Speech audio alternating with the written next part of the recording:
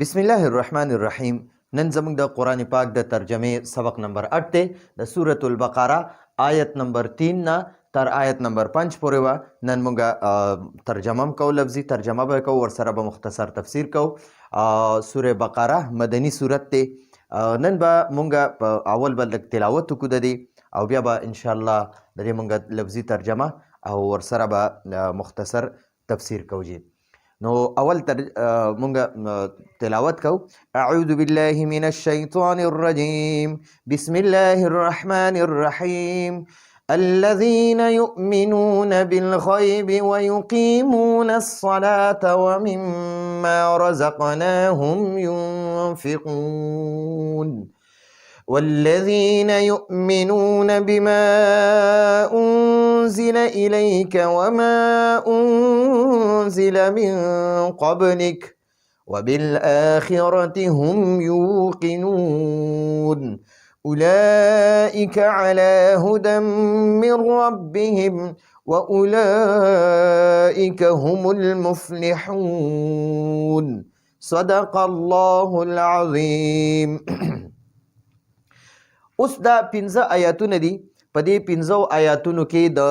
کم دینه مخکې آیاتو کنه ذالک الکتاب لا ریب فیه هدى للمتقین، هغه متقیان چې کم خلک یاد کړي دي، نو د هغه متقیانو صفات په دې آیاتونو کې نن بیانې. 15 صفات دي، 15 صفات. نو هغې کې اول مونږ ترجمه کوو. الذین معنا ده هغه خلک کم چې هغه خلک چې کم هغه متقیان خلک دي هغه یادوي. هغه متقیان داسې خلک دي چې یؤمنون هغوی ایمان روړي، هغې تصدیق کوي ایمان روړي بالغیب په غیب باندې. نو آمن یؤمنو ایمانا معنا ده یو څیز د یو څیز تصدیق کول، یو څیز د یعنی پیغمبر چې کوم خبر د الله جل جلاله د طرف نه راوړی دی په هغې ایمان هم راوړل، یعنی هغه د زړه نه منل، د هغې اقرار په ژبه باندې کول او د هغې تصدیق هم کول. ټیک شو جی. نو دا درې واړه خبر دی ته ایمان وای. نو الذین هغه خلک کم چې یعنی دا متقیان هغه خلک دي کم چې یؤمنون دا د فعل مضارع د جمع مذکر غایب صیغه ده. په دې کې دا واو ضمیر مرفوع متصل هم راځي، خو آسان به درته زه دا ووایم چې یؤمنونه کې هم ضمیر دی هماغه متقیانو طرف ته راجع دی چې دا متقیان هغه خلک دي چې دغه متقیان ایمان راوړي بالغیب په غیب باندې، یعنی د غیب په خبرو باندې. اوس غیب څه ته وایي وګورئ. اوس دا الذین یؤمنون بالغیب دا یو صفت شو، دا دې ځای نه واخله، دا صفت اول شو، یعنی دا اول صفت شو د متقیانو چې متقیانو کې یو صفت دا دی چې الذین یؤمنون بالغیب. الذین هغه خلک هغه متقیان داسې خلک دي کم چې یؤمنون ایمان روړي، کم چې هغه خلک دي چې ایمان روړي بالغیب په غیب باندې. غیب څه ته وایي؟ غیب دا مصدر دی، د دې معنی د پټ، لفظي معنی د پټ پوشیده، ٹھیک شو، یعنی بیلیدلو سیز. او اصطلاحي معنا ده هغه امور غایبه، هغه غایب، هغه امور، هغه سیزونه چې هغه غایب دي. نو اول پکې الله جل جلاله دی، د الله جل جلاله ذات عالی چې هغه مونږ لیدلی نه دی خو مونږ په ایمان راوړی دی. ٹھیک شو جی. اوس د الله جل جلاله فرشتي دي مونږ لیدلی نه دي خو زمونږ په ایمان دی. د الله جل جلاله پیغمبران مونږ لیدلی نه دي خو زمونږ په ایمان دی. د الله جل جلاله ټول آسماني کتابونه مونږ لیدلی نه د بغیر د قرآن پاک نه یو هم نه دی لیدلی، زمونږ په هغې باندې ایمان دی. او د قرآن پاک باندې هم زمونږ ایمان دی چې دا د الله جل جلاله کلام دی، زمونږ په مخامخ نازل شوی نه دی خو مونږ په دې ایمان دی چې دا د الله جل جلاله کتاب دی، دا د الله جل جلاله کلام دی، کلام د الله پاک خبرې دي. آخرت مونږ لیدلی نه دی خو زمونږ په ایمان دی. او دغه شان حشر مونږ لیدلی نه دی زمونږ په ایمان دی. پورې سورات مونږ لیدلی نه دی، مونږ په غیب باندې ایمان په دې راوړی دی. ښه جي. دغه شانتې جنت هم لیدلی نه دی، دوزخ هم لیدلی نه دی، د الله جل جلاله انعامات هم لیدلی نه دي، یعنی جنت کې چې کوم نعمتونه ورکوي جزا چې ورته وایي، او د الله پاک سزاګانې هم لیدلی نه دي، خو په دې باندې ایمان دی. نو د متقیانو په دې باندې ایمان دی. نو د متقیانو اول صفت بیان کړو چې د متقیان هغه خلک دي یؤمنون بالغیب چې په غیب باندې ایمان راوړي. ٹھیک شو جی. نو یؤمنون چې هغوی ایمان راوړي بالغیب په غیب باندې، نو په غیب سیزونو باندې بغیر لیدلو سیزونو باندې ایمان راوړي. دویم صفت د متقیانو، دویم صفت دار دې ځای نه دې ځای پورې دا دویم صفت شو. ویقیمون او هغوی قایموي. د واو معنی ده او، یقیمون معنی ده هغوی قایموي. قام یقیم معنی ده قایمول، ادا کول، قایمول. نو یقیمون معنی ده قایمي، یعنی ادا کوي، مکمل ادا کوي. نو یقیمون چې دی دا د جمع مذکر غایب صیغه دی، په دې کې هم ضمیر دی او هغه متقیانو ته راجع دی چې هغه متقیان داسې خلک دي یقیمون چې هغوی قایمي الصلاة منځ. ٹھیک شو. یصلون الصلاة نه دی ویلی، یصلون الصلاة او یقیمون الصلاة کې د ځمکې او د اسمان فرق دی. یصلون الصلاة معنی د هغه منځ وکړو، هغه منځ وکړو، او یقیمون الصلاة کې معنی د هغه منځ قایم کو. نو یقیمون معنی د هغوی قایمي منځ، الصلاة منځ، هغوی منځ قایمي. قایمول څه ته وایي؟ قایمول مطلب دا دی چې د منځ پورا فرایض، واجبات، سنن او د منځ پورا آداب، منځ پورا طریقې سره او ظاهری او باطنی آداب سره او د منځ پورا حقوق ادا کی او جمع سره وکي او داسې ورته صحیح کړی وي او پورا خشوع او خضوع سره منځ وکي، نو دې ته د منځ قایمول وایي. یو منځ ادا کولی، یو منځ کول، یو منځ قایمول وي. نو منځ کول داسې دی چې بس د قرغه په شانتې ټونګي مونګي وخه ځان ته اخلاص کړي، هغې ته منځ وایي. هغه منځ کول دي. او یو منځ قایمول دي، قایمول چې پورا فرایض هم درته د منځ یاد وي، واجبات هم درته یاد وي، سنن هم درته یاد وي، او مستحبات هم درته یاد وي، او ورسره د منځ مکروهات هم درته یاد وي چې کوم څیزونو سره منځ مکروه کېږي. او دغه شانتې د منځ پورا آداب، د منځ پورا طریقه چې دا ستا ایزده وي، او د منځ پورا غور و فکر سره د الفاظو تصحیح، یعنی چې الفاظ دې صحیح وي، یعنی سبحانک اللهم وبحمدک چې تلفظ دې صحیح وي. نو دغه ته منځ قایمول وایي. نو الله دې مونږ منځ قایمول والا جوړ کړي. ٹھیک شو جی. نو ویقیمون الصلاة د متقیانو دا دویم صفت دی، چې اول صفت دا دی چې د غیب په امورو باندې ایمان راوړي. دویم دا دی چې هغې منځ قایمي. ویقیمون الصلاة، ویقیمون او هغوی قایمي، یعنی هغه متقیان قایمي الصلاة منځ. ٹھیک شو جی. ومما رزقناهم ينفقون دا دریم صفت شو، دا د متقیانو دریم صفت شو چې متقیان هغه خلک دي چې هغوی له الله پاک کم رزق ورکړی، کم مال دولت یې ورکړی، کم صلاحیت الله ورکړی، کم عقل الله ورکړی، کم علم الله ورکړی دی، کم هنر الله ورکړی دی، هغې د نورو باندې خرچ کوي، هغه نورو ته هم ښایي، نورو له ورکوي. ٹھیک شو جی. نو ومما چې دی که نه، دا ومما دا اصل کې دی، دا ومما چې دی دا اصل کې دی من ما. نو مونږ ویلي چې کله نون ساکن وي او مخکې ته حروف یرملون نه یو حرف راشي، نو دا نون مونږ په هغه حرف یرملون کې چې کوم حرف وي هغې کې مدغم کو. نو دا من چې دی که نه، د ده نه پس دا میم راغلی دی، د دې نون نه پس میم راغلی دی. نو اوس به دا نون چې دی دا به مونږ په دې میم کې مدغم کو، یعنې کې به غایب کو، او دا میم به مشدد کو. نو دا به بیا مونږ وایو مما. من ما. نو دی من، دا من چې دی ته مونږ تبغیزیه وایو، تبغیزیه. ٹھیک شو. دا من تبغیزیه دی، تبغیضه دا دی، تبغیضه. تبغیزیه څه ته وایي؟ د دې معنی ده بعضې، ټول نه، بعضې. چې الله کم رزق ورکړی دی که نه، د هغې نه څه حصه بعضې یا څه حصه، د هغې نه څه حصه ينفقون خرچ کوي. ٹھیک شو. نو ومما معنی ده او هغې نه بعضې رزقنا، مونږ رزق ورکړی دی، هم هغوی له، یعنی هغوی له چې مونږ کم رزق ورکړی د هغې نه بعضې، ټول نه، د هغې څه حصه، د هغې نه څه حصه، ټول نه څه حصه چې څونه یې وس کېږي، ينفقون هغوی خرج کوي. ټیک شو جي. نو بیا درته وایم ومما معنا ده او بعضې د هغې نه، بعضې د هغې رزق نه، رزق نه مونږ رزق ورکړی هم هغوی ته. ټیک شو جي. نو ومما او هغې نه بعضې کم چې رزق نه مونږ ورکړي دي هم هغوی له. نو مونږ به داسې وایو هغوی له چې مونږ کم رزق ورکړی دی د هغې نه بعضې خرج کوي، د هغې نه بعضې هغوی له چې مونږ کم رزق ورکړی هغې نه بعضې خرج کوي، هغې نه بعضې ينفقون هغوی خرج کوي. انفق ينفق انفاق معنا ده انفاق معنا ده خرج کول، انفاق معنا ده خرج کول، نور سره ښېګړې کول، ورکول. ٹھیک شو. نو ينفقون دا د جمع مذکر غائب صيغه ده. ينفقو ينفقان ينفقون، ينفقو هغه یو کس خرج کوي، ينفقان هغه دوانه خرج کوي، ينفقون هغه ټول خرج کوي. نو دې کې چې دا کوم هم ضمیر دی هغه ماغه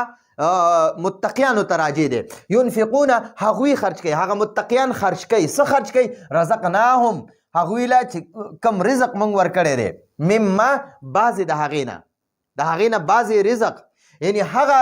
رزق چې هغوی له موږ ورکړی د هغې نه بعضې ينفقون هغوی خرج کوي. ٹھیک شو جی. نو دا دریم صفت شو د متقیانو دا دریم صفت شو. نو دا رزق نه دی، په رزق کې ګورئ ما تاسو ته دا رزق دا ډېر وسیع لفظ دی، وسیع لفظ دی، د دې ډېرې معنیګانې دي. دا د کپړو تم رزق وایي، د صحت تم رزق وای، د سترګو غوږونه لاسونه په څلورو اندامو باندې روغ وي، په ټول صحت سره صحتمند دي، روغ رمټې، دې ته رزق وای. او کم عقل، هوښیارتوب، مال، دولت، خوراک، سکاک، د ټولو ته رزق وای. او موږ خلک صرف رزق څه ته وایو؟ د خوراک سکاک ته رزق وایو. نه، خوراک سکاک ته رزق نه وایو، د ژوند چې څومره نعمتونه دي د ټولو نعمتونو ته رزق وای. نو الله چې کم نعمتونه درکړي دي، د هر نعمت نه څه ناڅه دا غریبانانو له، بېوسو له، یتیمانانو له په دې باندې خرج کول. نو هغې ته دغه د متقیانو صفت دی چې متقیان هغه خلک دي چې هغوی په غیبو ایمان راوړي او هغوی مونځ قایموي او هغوی له چې کم رزق مونږ ورکړی د هغې نه څه حصه خرج کوي، د هغې نه څه حصه خرج کوي. او والذین او هغه خلق کم چې، یعنی دا متقیان هغه خلق دي کم چې یؤمنون ایمان راوړي بما په هغه کتاب یعنی په قرآن مجید چې انزل نازل کړی شوی دی. دا انزل دا د مجهول صيغه ده، د دې معنا ده نازل کړی شوی دی، راکوز کړی شوی دی، اردو کې اتاری گئی ہے، راکوز کړی شوی دی، رالیږلی شوی دی. بما په هغه کتاب یعنی په هغه قرآن مجید انزله چې رالیږلی شوی دی، را نازل کړی شوی دی، الیکا پتا باندې. نبی علیہ السلام ته دا خطاب دی چې ای زما پیغمبره، اے محمد صلی الله علیه وسلم، دا مومنان متقیان هغه خلق دي چې کم کتاب یعنی قرآن مجید پتا نازل شوی دی په هغې ایمان راوړي. وما انزل، وما او په هغه کتابونو باندې، هغه آسمانی کتابونو د قرآن پاک نه علاوه، تورات، زبور، انجیل او سل صحیفې. نو وما نه دقه مراد دی. او وما او په هغه ټولو کتابونو باندې انزل چې نازل شوي دي من قبلک ستانه مخکې پیغمبرانو باندې چې کم کتابونه او کمې صحیفې نازل شوي، نو دا متقیان په هغې باندې ایمان راوړي. نو دا وګورئ، دا د دې والذین یؤمنون نه د دې ځای نه دا څلورم صفت د مؤمنانو شروع شو تر د دې ځای پورې. دا څلورم صفت ختم شو. د متقیانو څلورم صفت څه شی دی؟ والذین، او دا متقیان هغه خلق دي یؤمنون چې هغوی ایمان راوړي بما په هغه کتاب یعنی په قرآن مجید باندې انزل چې رالیږلی شوی دی یا نازل کړی شوی دی، الیکا پتا باندې. نبی علیہ السلام ته دا کاف خطاب نبی علیہ السلام ته شوی چې اے زما نبی محمد صلی الله علیه وسلم، په تا چې کوم کتاب نازل شوی دی دا متقیان په هغې ایمان راوړي، یعنی قرآن مجید باندې دوی پوخ ایمان راوړي او دا په دې باندې عمل کوي، ایمان پرې راوړي. وما او په هغه کتابونو باندې چې انزل نازل کړی شوي دي من قبلک ستانه مخکې. نو یهودیان چې دي که نه یهودیان هغوی په قرآن ایمان نه راوړي او صرف په خپل تورات باندې ایمان دی او یا عیسایان او دا نو د دې نه متقیانو نه یهودیان او نصارا ټول ووتل ځکه چې متقیان صرف په قرآن پاک باندې او په آسماني ټولو کتابونو باندې ایمان راوړي په ټولو کتابونو باندې او یهودیانو به صرف تورات منلو په نور یو باندې به ایمان نه راوړو نصارو به صرف انجیل منلو په نور یو به ایمان نه راوړو ټیک شو نور یو به هم نه منل او نو یهودیان صرف یو پیغمبر مني خپل موسی علیه السلام به منلو خو د هغه تابعداري به هم نه کوله نور یو پیغمبر هم نه مني دغه شان نصارو به صرف عیسی علیه السلام منلو او بعض وخت کې به د عیسی علیه السلام ته بعض نصارو به پکې د الله زوی وي نعوذ بالله شرک په هم که الله پاک سره به شرک هم کولو او خو هغوی به بل پیغمبر بیا نه منلو نو دلته کې د متقیانو نه یهودیان او نصارا هم ووتل او ورسره قادیانیان هم ووتل چې را کم قادیانان دي نن سبا زمانه کې نو ګورئ الله پاک نبی علیہ السلام ته وفرمایل که نه والذین یؤمنون بما انزل الیک والذین او دا متقیان هغه خلک دي یؤمنون چې دی ایمان راوړي بما په هغه کتاب یعنی قرآن مجید باندې انزل چې نازل کړی شوی دی الیک په تا باندې نبی علیہ السلام ته الیک معنا پتا باندې نبی علیہ السلام ته فرمایي چې پس تاسو باندې چې کوم کتاب نازل شوی قرآن مجید دا متقیان په هغې باندې ایمان راوړي وما انزل وما او په هغه کتابونو باندې چې انزل نازل کړي شوي دي رالیږلي شوي دي من قبلک ستانه مخکې پیغمبرانو باندې من بعد کې نه دی ویلی ٹھیک شو که د نبی علیہ السلام نه پس د بل پیغمبر یا بل کتاب را لېږلی کېدو که نه نو هغې نه به بیا ویلي وې وما انزل من قبلک ومن بعدک خو دلته من بعدک نشته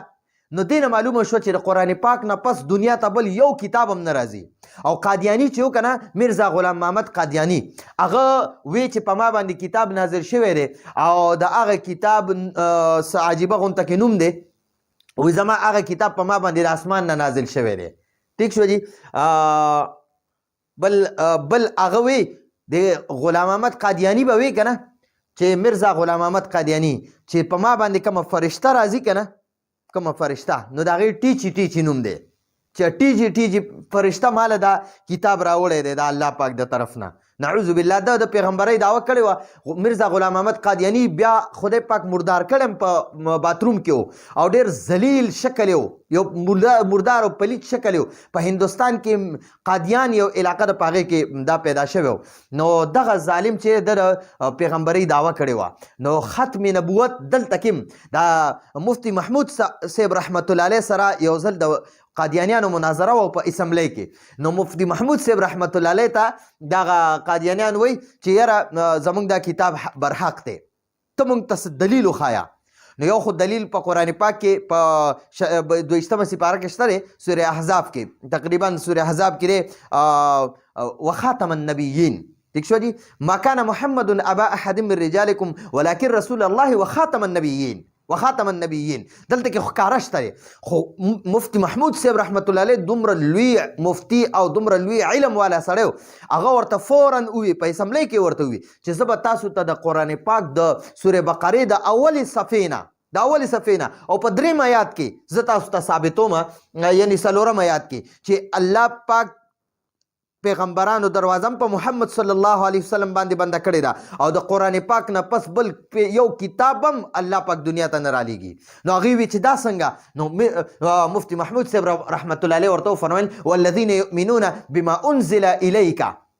چې د مؤمنان متقیان هغه خلک دي چې دی په هغه کتاب چې ای محمد صلی الله علیه وسلم په تا باندې کوم نازل شوی دی په هغې ایمان راوړي وما انزل من قبلک او ستا نه مخکې چې کوم کتابونه نازل شوي په هغې باندې ایمان راوړي او من بعدک دلته نه دی ویلی چې ستا نه وروسته به کوم په میرزا غلام محمد قادیاني باندې کوم کتاب نازلیږي نو هغه باندې به ایمان راوړي نو دغه پکې بیا نه دی ویلی نو دلته کې وایي وما انزل او په هغه کتابونو باندې من قبل که چې ستا نه مخکې نازل شوي دي یعنی ستا نه مخکې انزل معنا چې نازل کړی شوي دي من قبل که ستا نه مخکې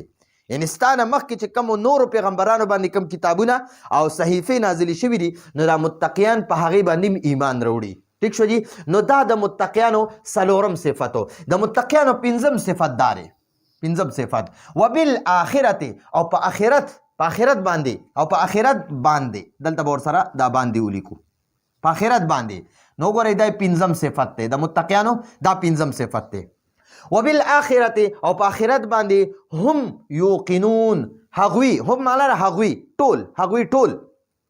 دلته به ورسره ټول ولیکو ټول یوقنون معنا ده یقین لري هغوی په هغې یقین کوي ٹھیک شو وبالآخرت او په آخرت باندې یقین لري چې دا آخرت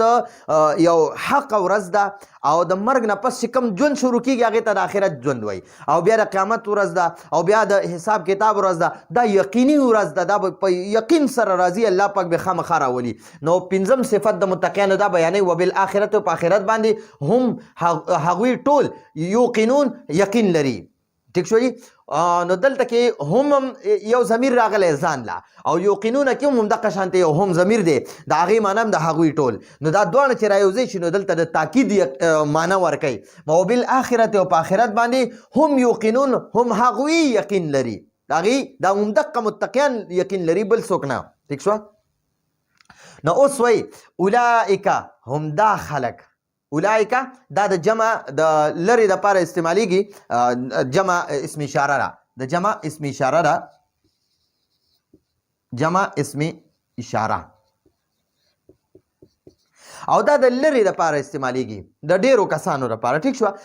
یو کس دپاره ذالکه دوو دپاره ځانکه او د ډیرو دپاره اولئک استعمالیږي نو دا د مذکر او مؤنث دواړو چې لرې وي د هغې دپاره دا استعمالیږي اولئک ټیک شوه تلکه د یوې مؤنثې دپاره استعمالیږي تانکه د دوو مؤنثو دپاره استعمالیږي اولئک د ډیرو مؤنثو دپاره هم استعمالیږي نو دا دلته کې تر متقیان که ښځې دي او که سړي دي هغې ته مراد دی اولئک الموصوفون بتلک الصفات الخمسه اولئک الموصوفون بتلک الصفات الخمسه دا هغه پنځو صفاتو والا دا هغه پنځو صفاتو والا خلک علی هدن دوی په هدایت باندې دي من ربهم د خپل رب د طرف نه اولئک هم دا خلک دا پنځو صفاتو والا خلک چې را کوم پنځه صفات دي یؤمنون بالغیب یقیمون الصلاة مما رزقناهم ينفقون والذين يؤمنون بما انزل اليك وما انزل من قبلك وبالاخره هم يوقنون دا پنځو صفات والا متقیان چې دي نو علی هدن دی په هدایت باندې دي من ربهم د خپل رب د طرف نه من ربهم د خپل رب د طرف نه ټیک شو جی نو دا وګورئ دلته که تاسو وایئ چېرې د هم معنا خو دی هغه ټول نو دلته کې ته ولې د دې هم معنا خپل کې نو یاد وساتئ دا هم ضمیر نه دی هم یا هم د دې ټولو معنا ده هغه ټول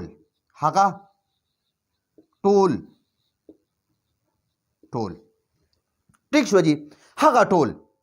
خو کله چې دا فعل سره یي که نه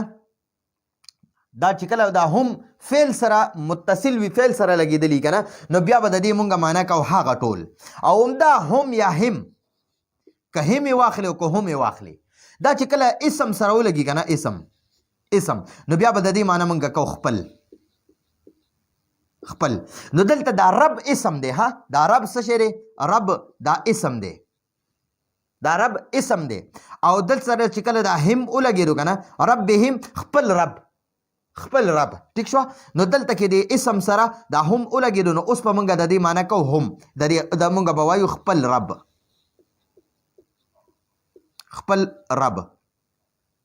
اوس به مونږ وایو داسې به نه وایو چې د هغې ټولو رب نه خپل رب ټیک شوه او چې کله دا فعل سره لګېدلی وي که نه فعل سره نو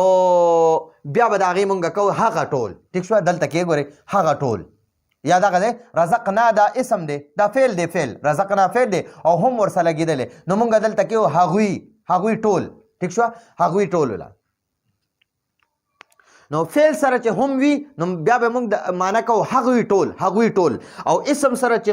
هم وي نو مونږ وایو خپل رب ټیک شو نو اولئک دا هغه خلک دي دا پنځو صفاتو والا متقیان هغه خلک دي علی هدن چې په هدایت دي علی معنا ده په هدن معنا هدایت دي ٹھیک شو علی هدن چې په هدایت دي من ربهم د خپل رب د طرف نه د من معنا به مونږ دلته وکړو د طرف نه د خپل رب د طرف نه د خپل رب نو دا رب مضاف ته د هم مضاف الیه دی نو د دې هم طرف نه به مونږ ترجمه شروع کو خپل رب طرف نه د من معنی به مونږ وکړو نه نو یا به داسې معنی وکړو طرف نه د خپل رب د طرف نه په هدایت باندې دي دا متقیان د خپل رب د طرف نه په هدایت باندې دي و اولئک او هم دا متقیان هم المفلحون هم کامیاب خلق دي ٹھیک شو دي نو ګورئ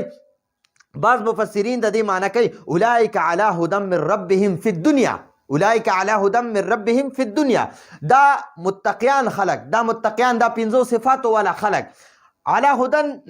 په هدایت باندې دي من ربهم د خپل رب د طرف نه په دنیا کې دی په دنیا کې په سم لار روان دي دا پنځو صفاتو والا چې چا کې دا پنځه صفات دي کوم متقیانو کې نو دا د خپل رب د طرف نه په سم لار روان دي په هدایت یافته لار باندې روان دي د الله په خوښترین لار باندې روان دي په دنیا کې و اولئک هم المفلحون فی الاخره دغه پنځو صفاتو والا چې په دنیا کې په سم لار روانو دغه پنځو صفاتو والا خلق به په دنیا کې مکمل کامیاب وي ٹھیک شو جی المفلحون نو د دې ډیر زیات ښکلې معنی ده او ډیره وسیع معنی ده المفلحون معنی ده چې دنیا او آخرت کامیابیانې د دنیا او د آخرت کامیابی دي دغه متقیانو دپاره دي ټیک شو جی نو دا زمونږ د نن ورځې درسو پنځه آیاتونه پنځم آیات پورې مونږ دریم څلورم او پنځم د دې آیات مونږ ترجمې مو کړې مختصر لفظي ترجمه او مختصر تفسیر مو ورسره وکړو نو یو ځل به ترجمه بیا ووایو الذین هغه متقیان خلک کم چې یؤمنون هغوی ایمان راوړي بالغیب په غیب باندې د غیب تفسیر مې راته مختصر وکړو ویقیمون او هغوی قایمي یعنی دغه متقیان قایمي الصلاة منځ او قایمول مې راته وښوده چې خپل پوره خشوع خضوع سره او د منځ فرایض واجبات مستحبات او سنتو سره او د منځ په وخت باندې یعنی په خپل وخت باندې او قبلې طرف ته او پوره آدابو سره او جمع سره خشوع خضوع سره منځ قایمي ومما او بعض او ځنی یا بعضې د هغه رزقناهم چې مونږه رزق ورکړی دی ينفقون هغوی خرج کوي والذین د دې و معنی ده او الذین معنی هغه خلک کم چې هغه متقیان خلک کم چې یؤمنون ایمان راوړي بما په هغه کتاب یعنی قرآن پاک باندې انزل چې نازل کړی شوی دی رالیږلی شوی دی الیک پتا باندې وما او په هغه کتابونو باندې انزل چې نازل کړی شوي دي رالیږلی شوي دي من قبلک ستانه مخکې یعنی تورات زبور انجیل او سل صحیفې نو د دې دویم ومانه مراد هماغه تورات زبور انجیل او سل صحیفې دي او د دې اول د با چې ورسره ده د دې مانه مراد قرآن پاک دی وبالآخرت او په آخرت باندې هم یوقنون هغوی ټول یوقنون یقین کوي چې دا آخرت ورځ دا حقیقي ورځ ده یقین پې کوي چې دا آخرت ورځ یقیني ورځ ده اولئک هم دا خلک یعنی دا پنځو صفاتو والا متقیان خلک علی معنی ده په هدن هدایت دي دی په هدایت دي یعنی په سمه لار دي هدایت معنی ده سمه لار نیغه لار د الله د طرف نه سمه لار ٹھیک شو من ربهم من معنی د طرف نه او ربهم د خپل رب د طرف نه من ربهم معنی به مونږ کوو د خپل رب د طرف نه من ربهم د خپل رب د طرف نه و اولئک او هم دا پنځو صفاتو والا متقیان خلک هم المفلحون هم دوی کامیاب دي هم المفلحون هم معنی ما وکړه هغوی ټول